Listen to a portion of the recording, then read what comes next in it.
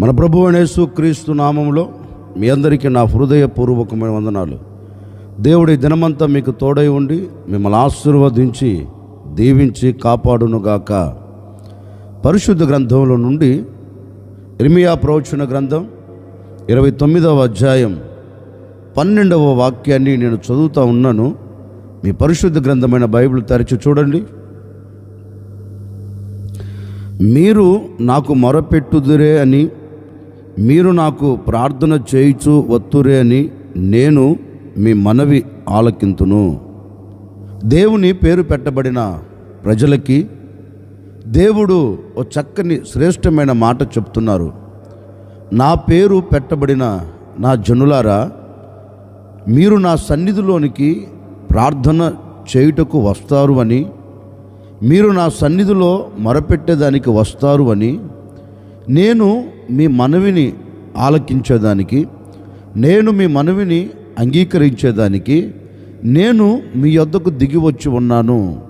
మీరు ఏదైతే నాతో చెప్పబోతున్నారో, మీరు ఏదైతే నాతో చెప్పాలి అనుకున్నారో ప్రతి మనవిని నేను ఆలకించి, మీరు కోరుకున్నట్లుగా, మీరు అడిగినట్లుగా నేను మీ ఎడల జరిగించబోతున్నాను అని తన జనులైన వారితో దేవుడు ఈ మాట చెప్తున్నారండి.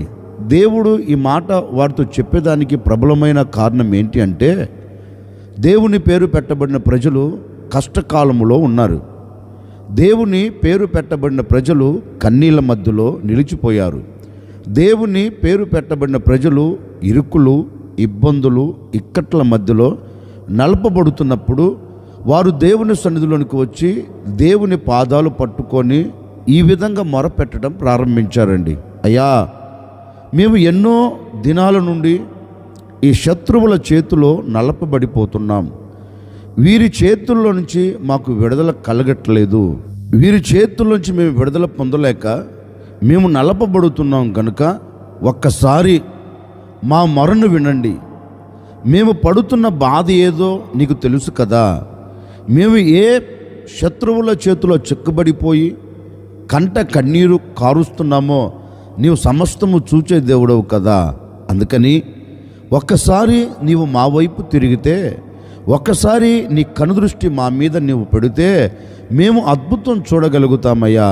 గనుక నీవు మా యొద్దకు వచ్చి మమ్మల్ని విడిపించున్నట్లుగా, మమ్మల్ని తప్పించున్నట్లుగా, ఈ శత్రువుల చేతుల్లోంచి మాకు విడుదల కలుగునట్లుగా నీ పాదాలు పట్టుకొని నీ సన్నిధిలో మేము మనవి చేస్తున్నాం. మా మనవిని మీరు ఆలకించండి అంటూ దేవుని పేరు పెట్టబడిన ప్రజలు దేవుని సన్నిధిలోనికి వచ్చి వారి మనస్సులో ఉన్న బాధను, వారి హృదయాన్ని తొలిచి పడవేస్తున్న ఆ వేదనను దేవుని సన్నిధిలోనికి వచ్చి మనస్సు విప్పి మనసారా ప్రభుకు అప్పగిస్తున్నారండి. ప్రభు పాదాల చెంత మనవి చేస్తున్నారు. ఈ సమయంలో మా మనవిని వినగలిగిన వారు ఎవరు లేరు. ఈ సమయంలో మా మనవికి సమాధానమును పంపగలిగిన వారు ఎవరు లేరు. కనుక నీవే కదా మా దిక్కు, నీవే కదా మా ఆశ్రయం అన్నట్లుగా దేవుని మీద ఆధారపడిపోయారండి. దేవుని మీద ఆనుకొని పోయారండి. ఇక నీవు తప్ప మాకు సహాయము చేయగలిగిన వాడు, నీవు తప్ప మమ్మల్ని విడిపించగలిగిన వారు ఎవరు లేరు అని దేవుని మీద ఆధారపడితే, ఇప్పుడు ఆ దేవుడు వారి బాధను చూచి, ఆ దేవుడు వారి కలుగుతున్న కష్టమును చూచి, వారి హృదయ వేదనను చూచి వారితో ఒక శ్రేష్టమైన మాట చెప్తున్నారు.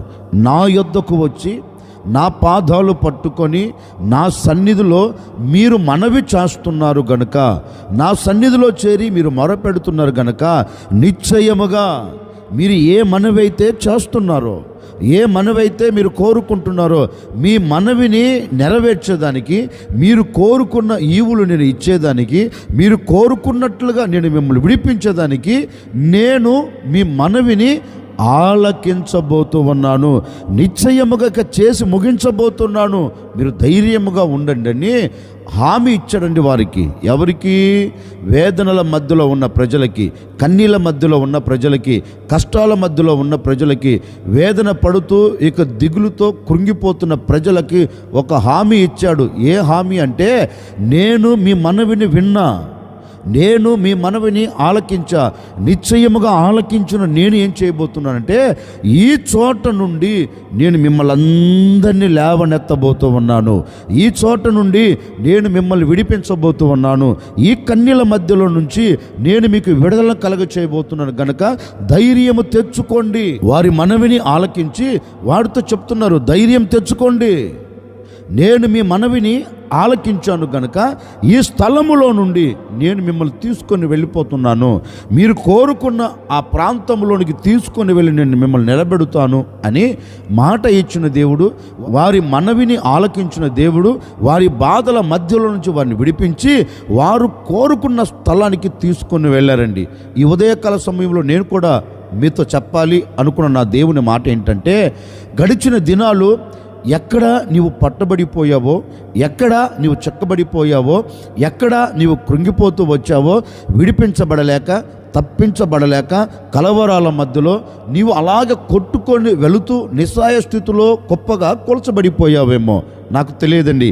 ఈ ఉదయకాల సమయంలో నా ప్రభు నీతో చెప్పకనే చెబుతూ ఉన్నారు, నిశ్చయముగా ఈరోజు ఈ ఉదయకాల సమయంలో ప్రభు సన్నిధిలో చేరి మీరు దేవునికి మొరపెట్టగలిగితే, ఏ విషయములో మీరు మొరపెట్టేదానికి పూనుకొనినా, ఏ విషయములో మీరు మనవి చేసుకునేదానికి నీ మనసును నిలుపుకొనినా, ఏ నిమిత్తం నీవు ఏ విషయంలో మనవి చేసుకోవాలి అనుకొని ఈ ఉదయకాల సమయంలో నా దేవుని పాదాలు నువ్వు పట్టుకోబోతున్నావో, ఆ విషయములో నా దేవుడు మీ మనవులన్నీ ఆలకించబోతూ ఉన్నాడు, మీ మనవులన్నీ అంగీకరించబోతూ ఉన్నాడు.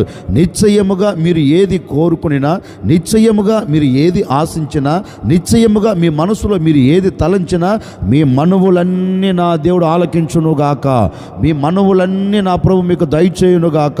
ఈ ఉదయకాల సమయంలో నా ప్రభు మీ ఎడల నిశ్చయముగా మీరు కోరుకున్నవి నా దేవుడు మీ చేతులకిచ్చి ఈ దినమంతా సంతోషకరంగా మిమ్మల్ని సాగనంపునుగాక, ఈ దినమంతా ఆనందకరంగా మీరు సాగి వెళ్ళుదురుగాక. ఇప్పటి వరకు నువ్వు దుఃఖపడుతూ వచ్చావేమో, ఈ మాటలు వింటున్న వరకు ఒకవేళ నీ హృదయంలో వేదన కలుగుతూ వచ్చిందేమో, ఈ మాటలు వింటున్నంత వరకు ఒకవేళ నీ హృదయంలో ఒక ప్రశాంతత లేకుండా, నీ హృదయంలో ఒక నెమ్మది లేకుండా, నీ హృదయము పట్టబడినట్లుగా, నీకు కలిగినది పట్టబడినట్లుగా, ఒకవేళ నీకు కలిగినవన్నీ సమస్తము కోల్చివేయబడిన స్థితిలో ఉన్నాయేమో నాకు తెలియదండి. రోజు ఈ ఉదయకాల సమయంలో మీరు ప్రభువుని అడగండి, అయ్యా నా పని ఈ విధంగా మలచబడిపోయింది, అలా ఉండకూడదు, నా బ్రతుకు ఇలా మారిపోయింది, నా బ్రతుకు ఇలా ఉండకూడదు, నా బ్రతుకును కట్టండి, నా కుటుంబాన్ని కట్టండి, నా పిల్లలను కట్టండి, నాకు కలిగిన సమస్తమును కట్టండి అని ఈరోజు నీవు మనవి చేసుకోగలిగితే, నీకు కలిగిన దానిని బట్టి, నీకు కలుగుతున్న దానిని బట్టి, నీకు కలగబోతున్న దానిని బట్టి నీవు దేవుని సన్నిధిలో మనవి చేసుకోగలిగితే, నిశ్చయముగా ఈ ఉదయకాల సమయంలో నా ప్రభు నీ మనవిని ఆలకించబోతూ ఉన్నాడు. నీ మనవిని ఆలకించిన దేవుడు తప్పక నీవు కోరుకున్నది ఈ దినమే నా దేవుడు నీ చేతులకు అప్పగించబోతూ ఉన్నారు. ఈ దినమే నీవు దానిని చూడబోతూ ఉన్నావు, ఈ దినమే నువ్వు దాన్ని అనుభవించబోతూ ఉన్నావు. దేవుని పేరు పెట్టబడిన ప్రజలు దేవుని సన్నిధిలోనికి వచ్చి వారు మనవి చేస్తే వారి మనవిని ఆలకించి వారి పట్ల అద్భుతం చేసిన దేవుడు ఈరోజు నీవు మొరపెడితే నీ మనవిని ఆలకించి ఎందుకు అద్భుతం చేయడు? ఓ సేవకుడిగా మనసారా నేను కోరుకుంటున్నానండి, ఈరోజు ఏదైతే నీవు కోరుకుంటున్నావో అక్షరాలుగా దేవుడు నీకు దయచేయునుగాక. నీ మనవిని నా దేవుడు తప్పక ఆలకించబోతూ ఉన్నాడు, తప్పక దాన్ని అంగీకరించబోతున్నాడు, తప్పక దాన్ని నెరవేర్చబోతూ ఉన్నాడు. ఈ దినం నీ మనవిని నా దేవుడు ఆలకించి నీ పట్ల అద్భుతమైన కార్యము జరిగించునుగాక. అందుకే దేవుని ప్రజలతో దేవుడు అంటారు, మీరు నా సన్నిధిలోనికి మొరపెట్టేదానికి వచ్చారు కదా, మీరు నా సన్నిధిలో ప్రార్థన చేసేదానికి వచ్చారు కదా, వచ్చిన మీ ప్రార్థన ఆలకించుటకు నేను మీ అంతకు దిగి వచ్చాను అని వారి ప్రార్థన వారి మనవిని ఆలకించి వారి పట్ల అద్భుతం చేశారండి. ఆయన మన మనవి ఆలకిస్తే మనకేం కలుగుతుంది? ఒకరోజు ఓ భక్తుడు దేవుని సన్నిధిలోనికి వచ్చి దేవుని సన్నిధిలో ఇలాగో ప్రార్థన చేస్తున్నాడు. ఏమని ప్రార్థన చేస్తున్నాడు అంటే, తనకు కలుగుతున్న వేదనను బట్టి, తనకు కలుగుతున్న బాధను బట్టి దేవుని సన్నిధిలోనికి అతను వచ్చి దేవుని సన్నిధిలో ఒక చిన్న ప్రార్థన చేస్తున్నాడు. ఇతగాడు దేవుని సన్నిధిలోనికి వచ్చి ప్రార్థన చేసేదానికి ప్రబలమైన కారణం ఏంటి అంటే, తల్లి తనకు ఒక నామకరణ చేసిందండి. ఇదిగో నేను నిన్ను వేదన పడి కంటిని గనుక ఇక మీదట నీ పేరు వేదన అని ఒక నామకరణ చేసి కన్న తల్లి కనులు మూసిందండి. ఆనాటి నుండి ఇతగాడు పెంచబడుతూ ఉన్నాడు. వయసు పెరుగుతుంది. వయసుతో పాటు ఇతని మీద మోపబడిన నింద తొలగిపోలేదండి. ప్రతివారు అంటారు వేదన వేదన అని, ప్రతివారు అతన్ని పిలుస్తున్నారు. ఆ మాట విన్న ఈ వ్యక్తి హృదయం తొలిచి పడవేస్తుందండి. ఎందుకంటే అందరి పేర్లు బాగానే ఉన్నవి కదా, అందరి పేర్లు ఆనందాన్ని తీసుకుని వచ్చేటట్లుగానే ఉన్నవి కదా, ఎందుకు నన్ను వేదనని పిలుస్తున్నారు? నేను ఏ పాపము చేశాను, నేను ఏ తప్పిదము చేశాను అన్నట్లుగా తన మనసులో ఈ మాట నాటుకుపోయి ఈ మాటను బట్టి దేవుని దగ్గరికి వెళ్ళిపోయారండి. అంటే ఎవరి దగ్గరికి వెళ్ళినా ప్రయోజనం లేదు, ఎవరిని ఆశ్రయించినా ప్రయోజనం లేదు అనుకున్నాడేమో కాబోలు. అందుకని ఇతగాడు దేవుని సన్నిధిలోనికి వెళ్ళి దేవుని సన్నిధిలో ఒక చిన్న ప్రార్థన చేస్తున్నారు. అయ్యా, నాకు కలుగుతున్న ఈ వేదనను నీవు చూస్తున్నావు కదా, నేను పడుతున్న ఈ బాధను నువ్వు చూస్తున్నావు కదా, నేను ఇక ఈ బాధ పడలేను, నేను ఈ బాధను ఇక అనుభవించలేను గనుక నీవు నా పట్ల ఒక అద్భుతం జరిగించు, నా మీద మోపబడి ఉన్న ఈ వేదనను నీవు కొట్టివేయి, నా మీదకి వచ్చి పడుతున్న ఈ కీడులో నుంచి నువ్వు నన్ను తప్పించు. ఇక నేను ఈ కీడును చూడలేకపోతున్నాను, ఈ వేదనను అనుభవించలేకపోతున్నాను, ఒక్కసారి నా సరిహద్దులను విశాలపరిచి నన్ను ఆశీర్వదించు, నన్ను దీవెనకరంగా మలుచు. ఏ చోట నాకు వేదన కలుగుతుందో, ఏ చోట నాకు అవమానం కలుగుతుందో, ఏ చోట నేను కన్నీరు కారుస్తున్నానో, ఏ చోట నేను హీనంగా మలచబడి అందరి నోట నుండి నేను ఏ విధంగా అవమానపరచబడుతున్నానో నీకు తెలుసు కదా, ఆ చోట నుండి ఒకసారి నన్ను లేవనెత్తి నన్ను ఆశీర్వదించండి. ఈ ప్రాంతంలో ఈ ప్రజల మధ్య నన్ను దీవెనకరంగా మలచయ్యా, నా మీదికి నా జీవితంలో కీడు రాకుండా నన్ను తప్పించు అని దేవుని సన్నిధిలోనికి వెళ్ళి ఓ చిన్న ప్రార్థన చేశాడండి. పరిశుద్ధ గ్రంథం చెప్పకనే చెబుతుంది, ఇతగాడు దేవుని సన్నిధిలోనికి వెళ్ళి, ఎవరు? ఎబ్బేజు దేవుని సన్నిధిలోనికి వెళ్ళి దేవుని పాదాలు పట్టుకొని మొరపెడుతూ ఉండగా ఆకాశం మందున దేవుడు అతనితో అంటున్నాడు, ఎబ్బేజు, నీవు దేని నిమిత్తమైతే మనవి చేస్తున్నావో, దేని నిమిత్తమైతే నా పాదాలు నువ్వు పట్టుకున్నావో, ఏది కావాలని నువ్వు కోరుకుంటున్నావో, ఏది కావాలని ఆరాటపడుతూ నా సన్నిధిలోనికి వచ్చి మనవి చేస్తున్నావో, నిశ్చయముగా నీవు నా సన్నిధిలో చేరి చేసిన ఈ మనవిని నేను నీకు దయచేయబోతూ ఉన్నాను. నిశ్చయముగా ఈ కార్యం నీ పట్ల నేను జరిగించబోతూ ఉన్నాను. నీవు కోరుకున్నది, నీవు నా సన్నిధిలో ప్రార్థన చేసిన ఆ ప్రార్థన నేను విన్నాను. నేను ఇప్పుడు ఏం చేయబోతున్నానంటే, నీవు చేసుకొనిన మనవికి నేను తప్పక కార్యమును నీకు దయచేయబోతున్నాను. ఏదైతే నువ్వు నా సన్నిధిలో మనవి చేసుకున్నావో దానిని నేను నీకు దయచేయబోతున్నాను అని దేవుడు తనకు దయచేశాడంటండి. దేవుడు తన ముంగిట నిలబెట్టాడు. ఈ ఉదయకాల సమయంలో నేను కూడా మీతో చెప్పాలనుకున్న మాట ఏంటంటే, ఒకవేళ ఎబ్బేజు పడిన వేదన నువ్వు పడుతున్నావేమో, ఎబ్బేజు పడుతున్న కన్నీరు నువ్వు పడుతూ వచ్చావేమో, ఒకవేళ ఎబ్బేజునకు కలిగిన అవమానం నీకు కలుగుతూ వచ్చిందేమో, ఎబ్బేజు చూస్తున్న ఆటుపోటులు అవంతరాలు ఒకవేళ నువ్వు చూస్తూ వచ్చావేమో, ఎబ్బేజు మీదికి వచ్చిన కీడు ఒకవేళ నీ మీదికి నీ కుటుంబం మీదికి వచ్చిందేమో, నాకు తెలియదండి. ఈ ఉదయకాల సమయంలో ఎబ్బేజు దేవుని సన్నిధిలో ప్రార్థించున్నట్లుగా, ఎబ్బేజు దేవుని సన్నిధిలో మనవి చేసినట్లుగా నీవు కూడా ఈ ఉదయకాల సమయంలో మనవి చేయగలిగితే, అయ్యా, నా కుటుంబం మీదికి కీడు రాకుండా, నా కుటుంబం మీదికి అపాయము రాకుండా, నా కుటుంబానికి అవమానం కలగకుండా, నా కుటుంబం వేదన మధ్యలో నిలబడకుండా, నా కుటుంబం నీ సన్నిధిలో ఆశీర్వాదకరంగా నిలబడినట్లుగా, నేను ఉండిన చోట ఆశీర్వాదకరంగా మలచబడినట్లుగా ఒక్కసారి నన్ను జ్ఞాపకం చేసుకో అని ఈ ఉదయకాల సమయంలో నీవు మనవి చేయగలిగితే, నా ప్రభు నీ మనవిని విని నీవు కోరుకున్నదే నా ప్రభు నీకు దయచేయబోతూ ఉన్నాడు. ఏం కోరుకుంటావు? ఒకవేళ నీకు కలుగుతున్న వేదన కావచ్చు, నీకు కలుగుతున్న ఆటుపోటులు కావచ్చు, నీకు కలుగుతున్న అవంతరాలు కావచ్చు, దేని నిమిత్తం నీవు మనవి చేస్తున్నా, దేని నిమిత్తం నువ్వు దేవుని పాదలు పట్టుకొని మరపెడుతున్నా, నిశ్చయముగా నా ప్రభు నీవు కోరుకున్నది నీకు దయచేయబోతూ ఉన్నాడు. ఏ చోట అవమానపరచబడుతున్నావో అదే చోట నా దేవుడు నిన్ను గణపరచబోతూ ఉన్నాడు. ఏ చోట నీవు కీడును చూస్తూ వచ్చావో అదే చోట నీవు మేలును చూడబోతూ ఉన్నావు. ఏ చోట అపాయము నువ్వు చూస్తూ వచ్చావో అదే చోట ఆశీర్వాదానికి నీవు నాంది పలకబోతూ ఉన్నావు.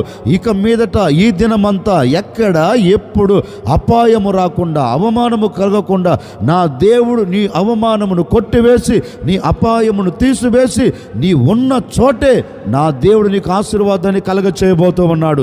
నా దేవుడు నీకు దీవెనను అనుగ్రహించబోతూ ఉన్నాడు. దీవెనకరమైన మార్గాల్లో నా ప్రభుని నడిపించబోతూ ఉన్నాడు. భయపడకు. ఈ ఉదయకాల సమయంలో నా ప్రభు పాదాలు పట్టుకొని నీవు అడగగలిగితే నిశ్చయముగా నా దేవుడు నీకు ఉన్న చోటే, నీవు ఉన్న చోటే నిన్ను గణపరచబోతూ ఉన్నాడు. నీ ఉన్న చోటే ఆశీర్వాదకరంగా నిలబెట్టబోతున్నాడు. నీ ఉన్న చోటే నీకు క్షేమం కలగబోతూ ఉంది. నీ ఉన్న చోటే రెట్టింపైన ఘనతనిచ్చి నా ప్రభుని నడిపించబోతూ ఉన్నాడు. ఈ దినమంతా నీవు ఏ విషయంలో మనవి చేసుకుంటున్నా నా ప్రభు నీ మనవులన్నీ ఆలకించి నీవు కోరుకున్న ప్రతిదీ నీకు దయచేయునుగాక. అందుకే ఎబ్బేజు గురించి పరిశుద్ధ గ్రంథం చెప్తుంది, దేవుడు అతడు చేసుకున్న మనవిని అతనికి దయచేసను. ఓ సేవకుడిగా నేను కూడా మనసారా కోరుకొని మిమ్మల్ని ఆశీర్వదిస్తున్నానండి. ఈ దినమున నీవు చేసుకుంటున్న మనవి నా ప్రభు నీకు దయచేయునుగాక, నా ప్రభు నీకు అనుగ్రహించునుగాక. నిశ్చయముగా ఏదైతే నీవు కోరుకుంటున్నావో ప్రతి దానిలో నీవు జయం చూచెదవుగాక. తలవంచుని వచ్చిన ప్రార్థన. ఆశ్చర్యకరుడా మీకు స్తోత్రాలు చెల్లిస్తూ ఉన్నాం. గడిచిన దినాలన్నీ మీ సురక్షితమైన రెక్కల నీడలు మీరు దాచి కాపాడుతూ వచ్చారు. మరొక దినాన్ని దయా కిరీటంగా ధరింపచేశారు. అందును బట్టి మీకు స్తోత్రాలు చెల్లిస్తూ ఉన్నాం. నిజమే, మీరు నాకు మొరపెడుతారని, మీరు నాకు ప్రార్థన చేస్తారు అని నేను మీ మనవిని ఆలకింతును అని మాట ఇచ్చి ఉన్నారు. నాయనా, ఈ ప్రజలు దేని నిమిత్తమైతే మొరపెడుతున్నారో, దేని నిమిత్తమైతే ప్రార్థిస్తున్నారో ప్రతి మొర, ప్రతి ప్రార్థన, ప్రతి మనవిని మీరు ఆలకించినందుకై మీకు స్తోత్రము తండ్రి. మీరు మా మనవిని ఆలకిస్తే మా మీద మోపబడిన అవమానం, మమ్మల్ని అలుముకుంటున్న ప్రతి కీడులో నుండి మీరు మమ్మల్ని తప్పించి కొట్టివేసి ఆశీర్వదిస్తారని మాట ఇచ్చి ఉన్నారు. ఈ ప్రజలు ఈ దినం ఎక్కడ నిలబడినా కీడు తొలగిపోవునుగాక. ఈ ప్రజలు ఎక్కడ నిలబడినా అవమానం తొలగిపోవునుగాక. వీరు చేస్తున్న చేతి పనిలో ఆశీర్వాదం కలగాలి. వీరు వెళ్తున్న మార్గంలో దీవెన కలగాలి. వీరు చేస్తున్న నాయన వ్యాపారంలో, ఉద్యోగంలో, చదువుల రంగంలో ప్రతి విషయంలో నాయన బిడలకు ఘనత కలుగునట్లుగా, బిడలకు క్షేమం కలుగునట్లుగా, బిడలకు ఆశీర్వాదం కలుగునట్లుగా ఒక అద్భుతమైన కార్యం ఈ ప్రజల పట్ల మీరు జరిగించి మహిమ పొందుకోమని యేసు నామములో అడిగి వేడుకొనుచున్నాము తండ్రి. ఆమెన్. ఈ దినమంతా నా ప్రభు మీకు తోడై ఉండి మీరు చేసుకుంటున్న ప్రతి మనవిని నా దేవుడు ఆలకించి మీరు కోరుకున్న ప్రతి దానిని మీకు నా ప్రభు దయచేయునుగాక.